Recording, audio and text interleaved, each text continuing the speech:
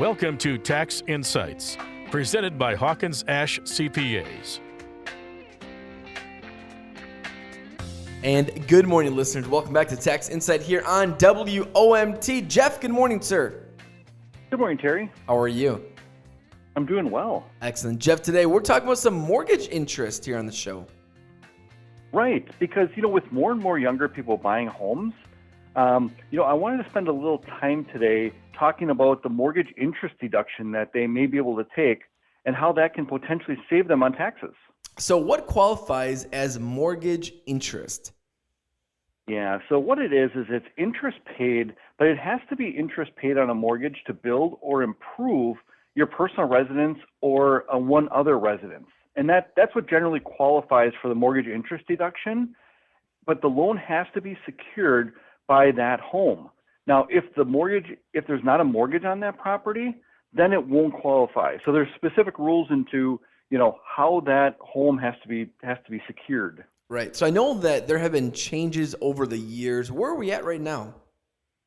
Right now, for mortgages that were taken out after December 15th of 2017, you can deduct the interest on debts up to $750,000. Prior to December 15th of 2017, you could deduct interest on up to $1 million worth of home debt. So what happens if your debt is higher than that? You would just prorate that interest. So, for example, if you have $1 million mortgage and it was done after December 15th, so you only get the $750,000, then 75% of that interest would be deductible, 25% wouldn't. So you also mentioned that it can be your main home and one other residence?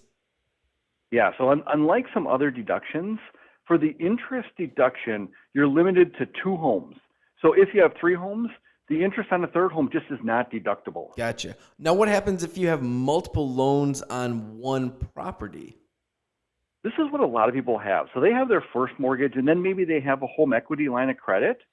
Interest on both those loans are deductible as long as the total is not over the limit and both loans were used to either build or improve on that property. Now, if you have a home equity loan and that home equity loan was used to buy maybe a car or take a vacation or other personal expenses, then even though it's secured by your property, that interest is not deductible because it's personal interest. Gotcha. So you have to itemize your deductions in order to get any benefits, correct? For the most part, that's right. But there are some exceptions. If you use the loan proceeds for business purposes, then even though your debt is secured by your mortgage, you still might be able to deduct that as business interest. So what are some examples of that then?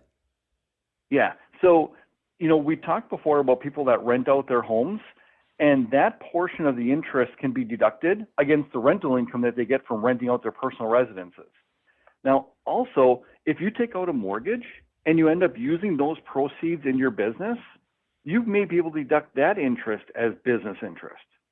And the third thing is, for certain people that have home offices, you might be able to deduct some of that mortgage interest as home office deduction interest. Jeff, time is running up here, but one last question. What about interest from a reverse mortgage? Reverse mortgages were really popular for a while as older individuals tried to get cash out of their homes. And in most cases, that interest is not going to be deductible because the proceeds were used for lifestyle. It was not used for building or improving that home. Gotcha, Jeff. Great information each and every week here on Tax Insight. For those listeners that want to connect with you, how do they do that?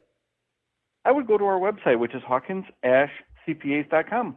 We'll talk to you next week here on WOMT. This has been Tax Insights, presented by Hawkins Ash CPAs. Learn more online at HawkinsAshCPAs.com.